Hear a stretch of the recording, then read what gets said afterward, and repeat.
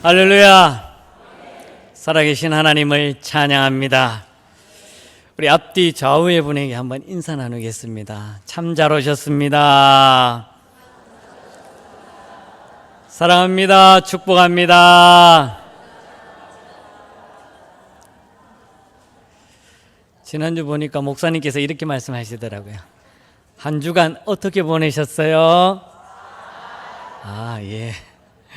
잘 보내셨습니까? 오늘 특별히 간절한 기도로 하나님 앞에 아뢰는 장로님의 기도, 그리고 우리 은혜롭게 찬양한 시온찬양대의 찬양가, 이 기도와 찬양을 기쁘게 받으실 우리 하나님께 영광의 박수 올려드리겠습니다.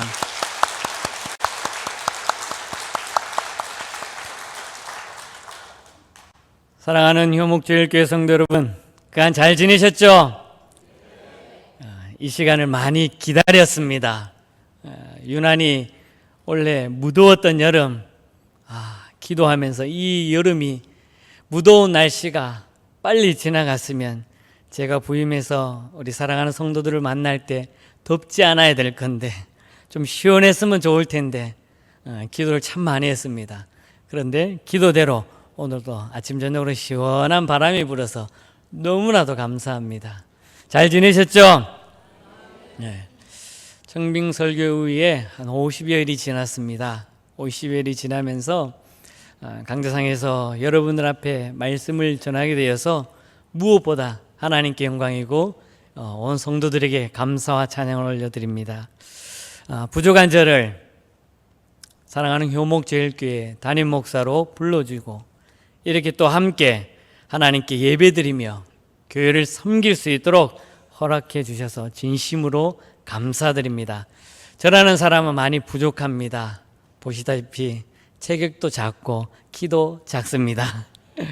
그러나 여러분들을 향한 사랑만큼은 제 키가 2배가 되도록 3배가 되도록 더 크게 여러분들을 사랑하고 섬기며 하나님의 나라와 의를 위해서 최선을 다해서 나아가도록 하겠습니다. 많이 기도해 주시고 함께 동역해 주시면 감사하겠습니다. 처음이라 과연 어떤 말씀을 전해드려야 될까 결정되고 연락받고 고민하고 기도하면서 어떤 말씀을 처음 사랑하는 성도들과 만났을 때 전해줘야 될까 고민을 참 많이 했습니다. 그런데 하루하루 지나고 생활하면서 저의 머릿속과 그리고 저희 입술에는 딱 2글자가 떠올랐습니다. 다들 아시다시피 은혜입니다. 은혜. 혹시 송경민 목사님께서 지은 은혜라는 찬양 아시죠? 이 자리에서 불러주면 참 좋겠는데 제가 노래 실력은 잘 못해서 부르지를 못하고 그 가사에 대해 보면 이런 가사가 있습니다. 후렴구에 모든 것이 은혜, 은혜, 은혜, 한없는 은혜. 내 삶에 당연한 건 하나도 없었던 것을 모든 것이 은혜, 은혜였소. 할렐루야.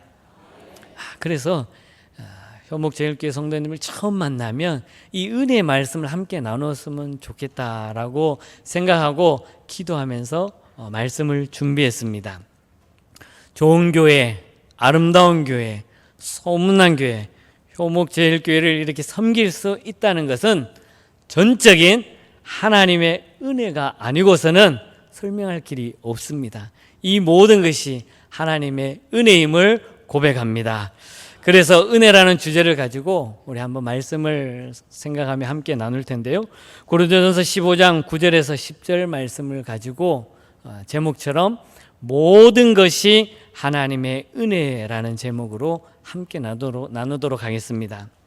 우리가 잘 알듯이 사도 바울은 자신의 모든 사역에 있어서 지나온 시간들을 되돌아볼 때 그의 고백은 딱 하나였습니다.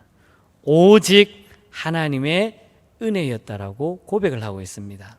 그렇다면 우리 성도들에게 있어서 은혜보다 더 소중한 게 있겠습니까? 하나님께 향한 감사와 사랑과 찬양과 기도와 예배 모든 것이 있겠지만 그 무엇보다도 그것을 다 포함하고 있는 것은 바로 은혜라는 것입니다.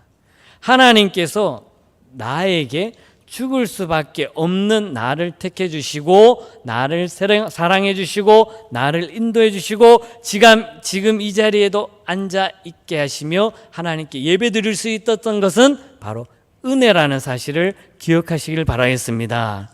왜냐하면 이 은혜는 우리의 생명을 살리는 산소와도 같습니다. 지금 이곳에 산소가 없으면 우리는 숨을 쉴 수가 없어요. 그러면 죽는 거예요. 우리 인생에서 이렇게 숨을 마시고 들이마시는 산소가 있듯이 우리가 하나님께 받은 은혜가 없다면 우리는 죽은 인생이라는 것이지요. 때로는 삶을 살아가면서 고통 가운데 있고 어려움 가운데 있습니다. 그러나 그 속에서도 감사할 줄 알고 그 속에서도 찬양할 줄 알고 그 속에서도 기쁘게 춤추게 하는 것, 그리고 가난 속에서도 어려움 속에서도 부요함을 느끼게 하고 또 절망 속에서도 좌절 속에서도 새로운 소망과 희망을 갖게 할 수 있는 것, 그것이 무엇이냐고 했을 때 바로 은혜라는 것입니다. 은혜는 헬라어로 카리스라는 말입니다. 그런데 이 말이 어디서 왔냐면 기뻐하다라는 카이로에서 유래가 되었습니다. 그러니까 은혜라는 것은 어떤 뜻이냐? 바로 우리 자신의, 그러니까 나의 자신의 노력과 아무런 상관없이 베풀어 주는 것이 바로 은혜라는 것입니다. 믿으십니까? 하나님께서 우리를 택해 주시고 죽을 수밖에 없는 나를 아무 조건이 없습니다.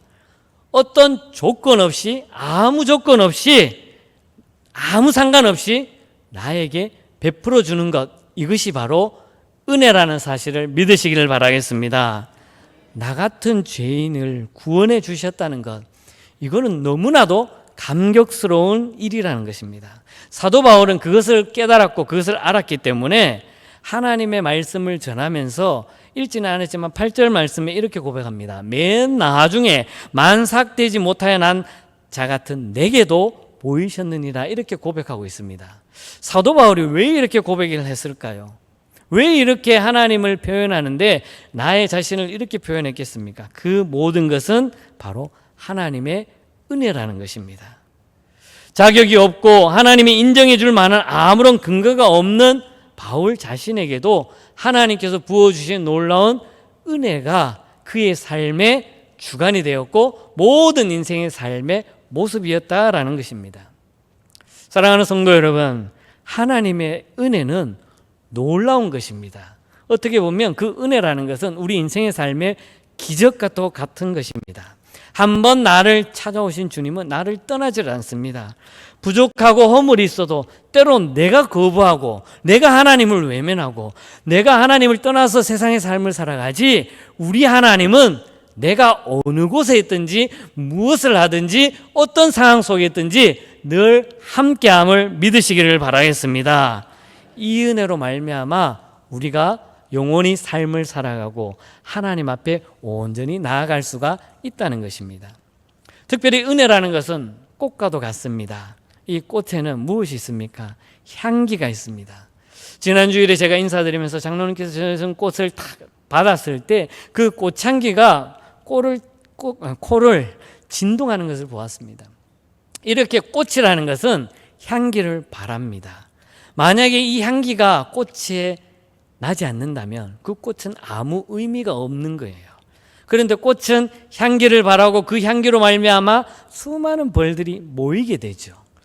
어쩌면 우리의 삶에도 마찬가지입니다. 그리스도인들의 삶을 살아갈 때 이 꽃과 같은 향기로운 은혜로운 삶을 살아가야 한다라는 것입니다.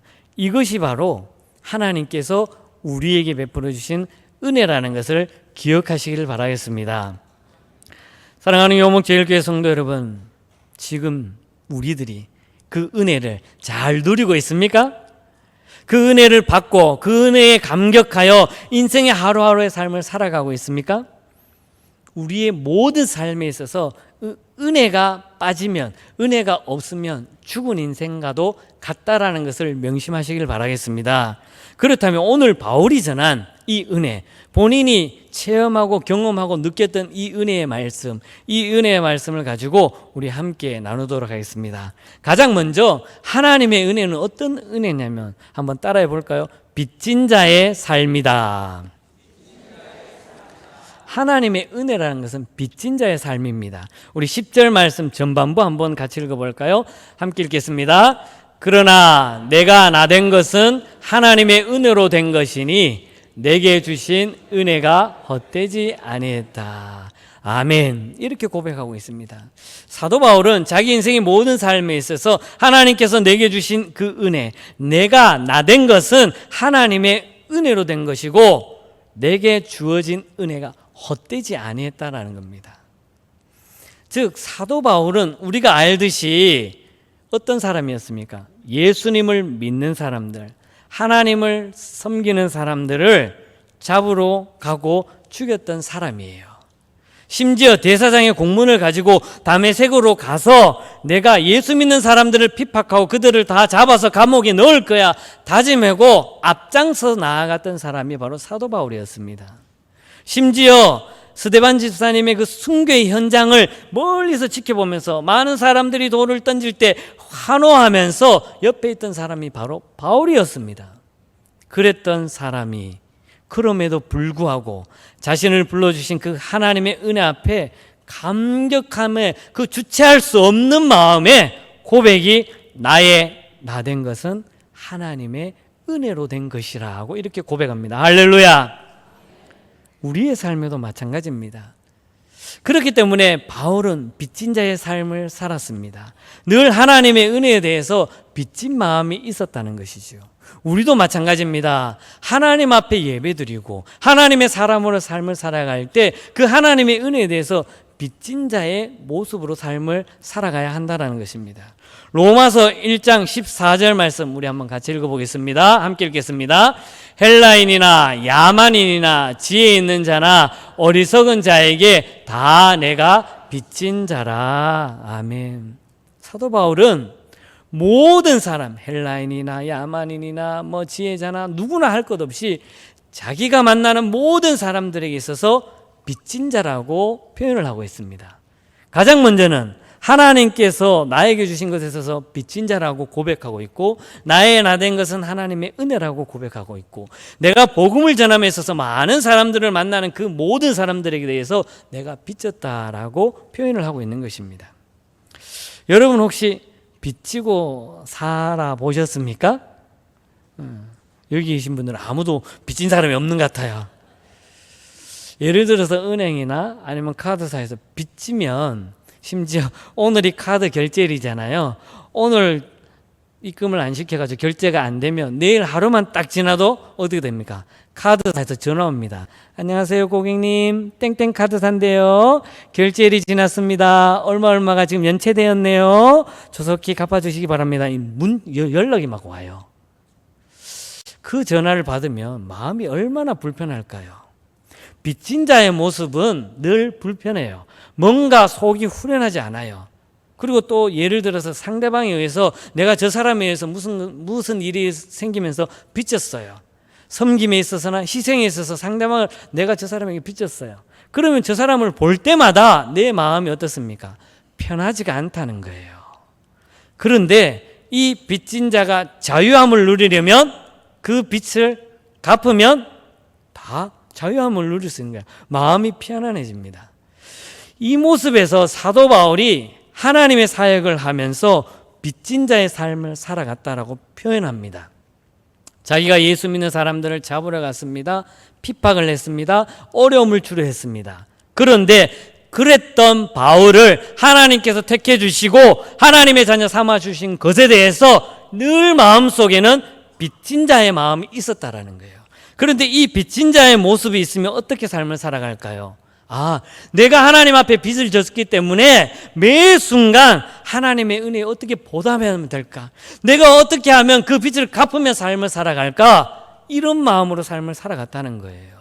그 삶을 통해서 하나님 앞에 온전히 나아갔던 모습이 바로 사도 바울의 모습이었다는 겁니다. 저와 여러분들이 하나님 앞에 있어서 완전한 사람입니까? 죄 없는 사람입니까? 허물 없는 사람입니까? 아니죠. 절대 그럴 수가 없죠. 우리는 늘 말씀을 사모하면서 말씀대로 살아간다고 하면서 불순종하고 교만하고 자만하고 상대방을 무시하고 내 생각대로 내 마음대로 내 뜻대로 살아온 모습이 우리의 모습입니다. 내가 하나님을 떠나라고 했지, 하나님은 늘 나와 함께 하지만 내가 하나님을 거부했던 모습이 우리의 모습 아니겠습니까? 그러나 그럼에도 불구하고 하나님은 우리를 은혜로 사랑해 주셨다라는 것입니다. 만약 하나님께서 나의 모습을 보시고 나의 제목들을 하나하나 체크하면서 너 이런 죄 잘못했네, 이런 죄 잘못했네, 이런 죄 잘못했네 다 짚었다면 여기에 앉아 있을 분은 아무도 없습니다. 저기 지옥에 가도 10번은 더 왔다 갔다 해야 할 우리 인생이었다라는 것이죠. 그럼에도 불구하고 하나님은 그 상황 속에서 우리를 너무 사랑해 주셔서 하나님의 은혜로 우리가 지금 살아있다는 것을 믿으시기를 바라겠습니다.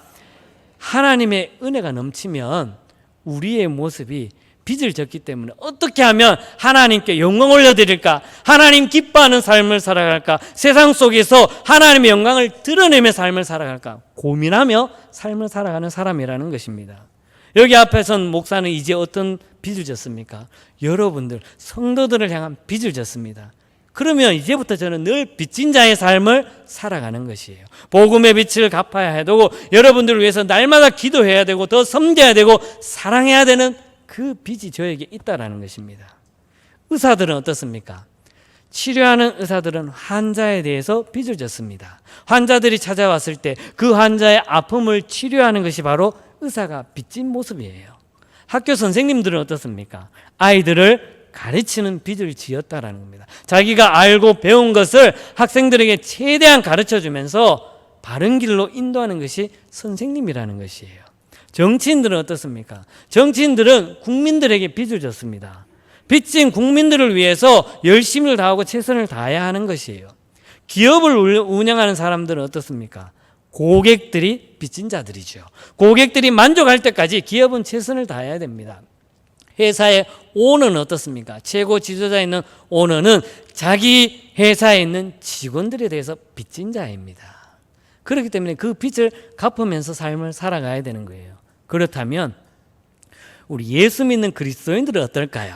우리 예수 믿는 그리스도인들, 구원받은 우리들은 누구에게 빚을 졌습니까? 하나님에서 빚을 졌지만 세상 사람들에게 빚을 졌습니다. 예수를 믿지 않는 사람들, 죽어가는 영혼들을 보면서 우리는 늘 빚진 자의 삶을 살아가야 한다는 것입니다. 그 영혼을 바라볼 때 가슴 아파야 되고 어떻게 하면 저 영혼이 지옥에 가지 않도록 하나님의 복음을 전해야 되고 그리스도의 향기를 나타내야 되고 이런 모습이 바로 빚진 자의 삶의 모습이라는 것입니다. 이런 삶의 태도가 있을 때 하나님의 은혜가 더욱더 충만해 주시고 하나님께서 주는 복이 넘쳐난다는 것을 믿으시기를 바라겠습니다. 이러한 삶을 온전히 삶을 살아가는 저와 여러분들이 되시기를 간절히 소망합니다. 두 번째로 하나님의 은혜는 어떤 은혜냐면 한번 따라하겠습니다. 충성되게 한다. 하나님께서 우리에게 주신 은혜는 하나님의 말씀에 충성되게 합니다. 오늘 10절 말씀 중반절을 한번 같이 읽어볼까요? 중반절입니다. 함께 읽겠습니다. 내가 모든 사도보다 더 많이 수고했다. 사도 바울은 고백합니다. 내가 하나님의 은혜를 받고 복음을 전함에 있어서 많은 사람들보다 수고했다라고 표현합니다. 사도 바울은 예수님을 만난 이후의 삶은 우리가 잘 알듯이 그 인생의 삶이 180도 바뀌어버렸습니다. 예수 믿는 사람을 잡으러 가고 감옥에 넣으러 갔던 사람이 예수님을 만나고 체험한 이후에는 180도 바뀌어서 이제는 예수만을 위한 삶을 살았습니다. 복음을 위한 삶을 살았다라는 것이죠. 다메섹 도상에서 하나님을 만나고 체험하고 그의 삶의 모습이 어땠습니까? 순탄만 했겠습니까? 평탄만 있었겠습니까? 아니지요. 오늘 고린도후서 11장 23절에서 27절의 말씀을 한번 같이 읽겠습니다. 한번 띄워줘 보겠습니다. 내가 수고를 넘치도록 하고 옥에 갇히기도 더 많이 하고 매도 수없이 맞고 여러 번 죽을 뻔하였으나 40에서 하나 가만 태장을 3번이나 맞았습니다. 돌에 맞고 3번이나 배가 파선이 되고 강의 위협, 이방인의 위협, 광야의 위협 속에서 수고하고 애쓰고 굶주리며 헐벗었습니다. 아멘. 사도 바울은 이렇게 고백하고 있습니다. 예수를 경험하고 예수를 만나고 이후에 복음 전하는 삶을 살아갈 때 평탄한 삶이 아니었습니다. 그의 인생의 삶은 죽을 고비를 몇 번이나 넘겼다라는 것이죠. 그럼에도 불구하고 오늘 말씀은 어떻게 고백합니까? 내가 모든 사도보다 더 많이 수고했다라고 표현합니다. 이 표현이 어떻게 보면 사도 바울이 가지고 있는 자랑이겠습니까? 교만이겠습니까? 자만이겠습니까? 아니죠. 전혀 아닙니다. 사도 바울은 고백합니다. 고린도후서 11장 30절에 이렇게 고백합니다. 함께 읽겠습니다. 내가 부득불 자랑할진대 내가 약한 것을 자랑하리라. 아멘. 사도 바울은 그가 자랑하는 것은 약한 것밖에 없었다라는 겁니다. 그의 모습을 보면 대단한 사람이었습니다. 그때 당시 엘리트였습니다. 대단한 가문의 집안이었습니다. 배운 것도 많았습니다. 로마 시민권도 가졌습니다. 누가 뭐라 해도 어디 가서 로마 시민권만 보여주면 모든 것이 다 해결되는 그러한 능력 있는 사람이었습니다. 그런데 그가 자랑하는 것은 나의 약함을 자랑했다라는 겁니다. 하나님 앞에 나의 약함을 충성스럽게 봉사할 수 있었던 이유가 바로 하나님의 은혜였다라고 고백하는 것을 볼 수 있습니다. 사도 바울의 고백, 자신이 내세우고 싶으면 얼마든지 내세울 수 있습니다. 자기의 뒷배경을 가지고 이야기하며 얼마든지 이야기할 수 있었다라는 것이죠. 그러나 바울은 그렇게 하지 않았습니다.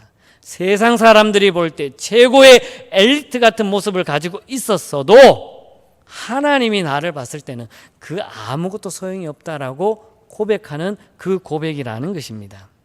그러면 사도 바울에게 있어서 그렇게 모든 사도보다 수고했다라고 이렇게 충성되게 섬길 수 있었던 이유는 바로 딱 하나, 오직 하나님의 은혜였다라는 겁니다. 할렐루야. 하나님을 섬기고 교회를 봉사하며 헌신하는 것, 사람의 힘으로 되겠습니까? 절대 그럴 수 없습니다. 사람의 힘, 사람의 기술로 되는 것이 아니라는 것이죠. 사람의 힘으로 하면 자기의 생각과 자기 방법과 자기의 뜻대로 하는 거예요. 그렇다면 열심은 있습니다. 그러나 열심이 있어서 하나님을 뒷전에 놓고 열심히 있다면 그것은 자기를 드러내는 의밖에 되지 않다라는 거예요. 그러나 사도 바울은 자기가 가지고 있는 모든 것은 자기 발 아래 다 내려놓고 오직 하나님의 은혜만을 내세웠던 사람이 바로 사도 바울이었다라는 것입니다. 사도 바울이 그렇게 하나님의 은혜가 아니었다면 충성스럽게 섬길 수가 없었던 것입니다. 쉽게 포기해버렸다는 것입니다. 때로는 힘들고 어렵고 좌절과 절망 속에서 죽음을 몇 번이나 경험하고 그런 모습을 다 겪으면서 그 속에는 무엇이 있었느냐면 바로 한번 따라해 보시겠습니까? 그 속에는 기쁨, 하나님께서 주시는 기쁨이 사도 바울의 마음속에 있었습니다. 하나님의 은혜로 말미암아 충성스럽게 섬길 수 있었던 것은 바로 기쁨이었다라고 고백합니다. 빌립보서 4장 4절의 말씀 우리 함께 읽겠습니다. 주 안에서 항상 기뻐하라. 내가 다시 말하노니 기뻐하라. 아멘. 사도 바울은 빌립보서에서 보면 지금 감옥에 갇힌 상황이에요. 감옥에 갇힌 사람이 빌립보 교인들에게 편지를 쓰면서 나를 위하여 울지 마라, 슬퍼하지 마라고 하면서 하나님께서 여러분들과 함께하니까, 주님께서 주 안에서 여러분들과 함께하니까 기뻐하십시오. 나를 위하여 울지 마세요. 나는 이 감옥 속에서도 기쁨이 넘쳐납니다 라고 고백했던 것이 바로 사도 바울이었습니다. 사랑하는 성도 여러분, 하나님의 은혜를 받고 하나님의 은혜를 누리면서 그것으로 말미암아 기쁨이 가득 넘쳐날 수 있기를 바라겠습니다. 그 기쁨으로 말미암아 하나님 앞에 충성스럽게 섬기며 나아가는 우리 모두가 될 수 있기를 바라겠습니다. 사도 바울은 심지어 마지막에 감옥에 붙잡혀가면서 로마의 법정에 서면서 사형 선고를 받고 나서 이런 고백을 했습니다. 디모데후서 4장 8절입니다. 우리 함께 읽어볼까요? 이제 후로는 나를 위하여 의의 면류관이 예비되었으므로 주 곧 의로우신 재판장이 그날에 내게 주실 것이며 내게만 아니라 주의 나타나심을 사모하는 모든 자에게 도느니라. 아멘. 사도 바울은 죽음 앞에서 법정에 서면서까지도 이 법정 용어를 쓰면서 고백했습니다. 왜 이렇게 법정 용어를 고백했습니까? 세상 사람들, 너희 로마 사람들, 로마 군인들 나를 불법적으로 해서 재판에 넘겨 가두었어? 그러나 최종적인 판정은 하나님이 하실 거야 라고 하면서 그 죽음 앞에서도 당당히 고백하는 이 사도 바울의 모습을 볼 수가 있었다는 것이죠. 저와 여러분들의 삶에서도 하나님의 은혜를 누리며 충성스럽게 기쁨으로 즐거움으로 하나님의 은혜만을 누리면 우리 모두가 될 수 있기를 간절히 소망합니다. 마지막 세 번째는 하나님의 은혜는 한번 따라할까요? 실패하지 않는다. 하나님의 은혜를 누리고 사는 이 사도 바울은 그 인생의 삶이 세상 사람들이 볼 때는 실패한 인생이었습니다. 저렇게 잘났던 사람이 예수를 전한다고 죽음을 몇 번이나 넘기면서 저렇게 살아라고 실패한 인생의 모습이었지만 하나님이 보았을 때는 아주 성공된 삶을 살아갔다는 것입니다. 그것이 바로 10절의 고백입니다. 우리 함께 고백하겠습니다. 그러나 내가 나된 것은 하나님의 은혜로 된 것이니 내게 주신 그의 은혜가 헛되지 아니하여 내가 모든 사도보다 더 많이 수고하였으나 내가 한 것이 아니요 오직 나와 함께 하신 하나님의 은혜로라. 아멘. 그 누가 뭐라 해도 사도 바울을 보면서 실패한 인생이라 할지라도 하나님이 보았을 때는 성공한 삶이었다라는 것입니다. 우리가 구약에 잘 아는 인물 있죠. 다윗 왕을 들 수 있습니다. 이 다윗 왕은 하나님의 은혜로 산 사람이었습니다. 어릴 때부터 목동의 일을 하면서부터 하나님의 은혜로 경험하였고 그러면서 왕이 되었고 왕이 되고 왕을 다스리면서 나라를 다스리면서 왕이 모든 것을 끝나고 이제 죽음 앞에 갈 때까지도 다윗은 하나님의 은혜를 고백한 것을 볼 수 있습니다. 먼저 사무엘하 7장 18절의 말씀은 이렇게 고백합니다. 제가 읽겠습니다. 다윗 왕이 여호와 앞에 들어가 앉아서 가로되 주 여호와여 나는 누구오며 내 집은 무엇이간데 나로 이에 이르게 했습니까? 이렇게 고백하는 것을 볼 수 있습니다. 즉 다윗은 하나님 앞에 아무것도 아니라는 거죠. 나는 아무것도 아닙니다라고 고백합니다. 그런데 내가 왕이 될 수 있습니까? 라고 아주 겸손한 모습을 보이죠. 그런데 하나님께서 왕으로 세우시고 그의 모든 인생의 삶을 보냈습니다. 마지막 임종을 앞두고는 이렇게 고백하는 것을 볼 수 있습니다. 역대상 29장 12절입니다. 제가 읽겠습니다. 부와 기가 주께로 말미암고 또 주는 만유의 주제가 되사 손에 권세와 능력이 있사오니 모든 사람을 크게 하신가 강하게 하심이 주의 손에 있나이다. 아멘. 다윗은 마지막에 임종을 앞두고 자기가 고백할 때 내 손에 권세와 능력이 있는 이 모든 것 그리고 나를 크게 하시고 강하게 하심은 오직 주의 손에 있나이다라고 고백한 것을 볼 수 있습니다. 그만큼 다윗은 겸손한 사람이었습니다. 세상의 많은 사람들이 인생에 볼 때는 실패한 인생이지만 하나님이 보았을 때는 성공의 삶을 살아갔다라는 것입니다. 그 모든 것을 누가 했느냐라고 할 때 바로 하나님께서 인생의 모든 삶의 주관자가 되어 주셨다라는 것입니다. 할렐루야. 특별히 우리의 삶에 있어서 하나님 앞에서는 겸손함으로 나아가야 됩니다. 교만한 인생의 삶이 아니라 겸손한 모습으로 나아가야 됩니다. 특별히 사도 바울은 야고보서 4장 6절 후반절에 이렇게 고백합니다. 우리 함께 고백할까요? 하나님이 교만한 자를 물리치고 겸손한 자에게 은혜를 주신다 하였느니라. 아멘. 주님 앞에 겸손하시기 바라겠습니다. 하나님이 제일 싫어하는 것이 교만이에요. 하나님이 싫어하는데 세상 사람들이 볼 때는 더더욱 이런 말씀 드리면 좀 죄송하지만 꼴밉 싸워요. 세상 사람들이 만약에 자신을 나타내고 자신의 교만함과 자만함을 내면 예수를 믿지 않는 사람들이 우리를 보면서 저 꼴 사나운 사람들 저래놓고 예수를 믿는다고 해? 라는 소리를 듣게 된다는 것이죠. 그러나 하나님 앞에도 겸손하고 세상 속에서도 겸손하면 그 모든 영광이 하나님께서 받으심을 믿으시기를 바라겠습니다. 사랑하는 효목제일교회 성도 여러분, 오늘 이 자리에 살아계신 하나님이 함께함을 믿으시기를 바라겠습니다. 살아계신 하나님이 언제나 나와 함께함을 믿으시기 바라겠습니다. 그리고 언제나 그 하나님께서 나와 함께하심에 그 모든 것이 은혜임을 고백하며 나아가시기를 바라겠습니다. 때론 힘들고 어렵고 좌절과 절망이 있더라도 그 속에서 매일매일 부어주신 하나님의 은혜에 감사하며 기쁨과 즐거움으로 나아가는 저와 여러분들의 삶이 될 수 있기를 주님의 이름으로 간절히 축복합니다. 거룩하신 하나님 감사합니다. 귀하고 복된 주일을 허락해 주시고 하나님 앞에 나와 예배 드릴 수 있도록 은혜 베풀어 주심을 감사합니다. 모든 것이 하나님의 은혜임을 고백하며 나아가는 우리의 입술의 고백을 기쁘게 받아주시고 날마다 주의 영광만을 위하여 삶을 살아가게 하여 주시옵소서. 예수님의 이름으로 기도드리옵나이다. 아멘.